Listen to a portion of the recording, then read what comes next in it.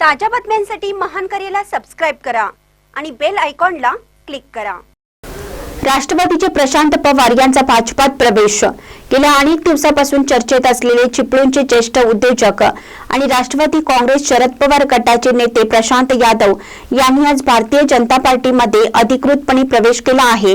भारतीय जनता पार्टीचे प्रदेशाध्यक्ष रवींद्र चव्हाण आणि मंत्री नितेश राणे, माजी आमदार विनय नातू यांच्या उपस्थितीत मुंबई येथे त्यांनी आपल्या कार्यकर्त्यांसह प्रवेश केला। प्रशांत यादव यांना शिवसेना शिंदे गटाने पक्षात येण्याची ऑफर दिली होती। पालकमंत्री उदय सामंत यांची चर्चाही त्यांच्या सोबत झाली होती, त्यामुळे शिवसेना पक्षात येणार अशी चर्चा रंगली होती। मात्र आज त्यांनी अधिकृतपणे भाजपमध्ये प्रवेश केला, त्यामुळे आता चिपळूणमध्ये प्रशांत यादव यांच्या नेतृत्वात भारतीय जनता पार्टीची पाळेमुळे घट्ट रोवली जातील असं म्हटलं जात आहे। महानकर न्यूजसाठी विनोद चव्हाण, गुहागर।